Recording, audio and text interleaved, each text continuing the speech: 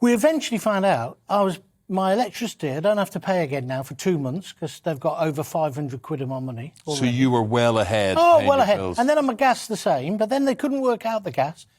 It took me all day. Yes. Right? And that's not even trying to change. What do you think you saved, John? I've saved. It was your money in the first place. A couple of £100. No, going forward, I'm going to be paying a couple of £100 less.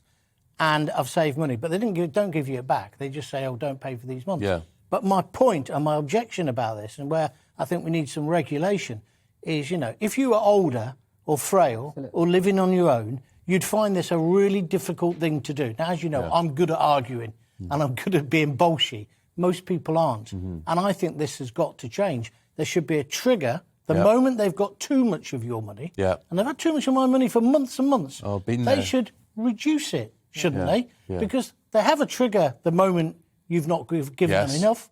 And I just think it's wrong. I think it's a rip-off. And I think all the utility most of the gas and electricity companies are doing the same thing.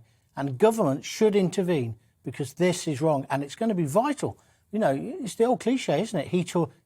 Meat or heat. And that's what's going to happen to a lot of our audience here. Sorry, funny enough, I've got a very good friend who's exactly that, trying to get far too much money built up, trying to get it back. And she has spent literally hours, like you, trying to get them to pay back what's her money, but they won't do it. But, I think there's a worrying thing for me generally about older people, and probably because we're all getting older, but people who aren't literate in technology, and they can't do anything other than telephone, and the whole way that the telephones now, they're designed to get you to go online.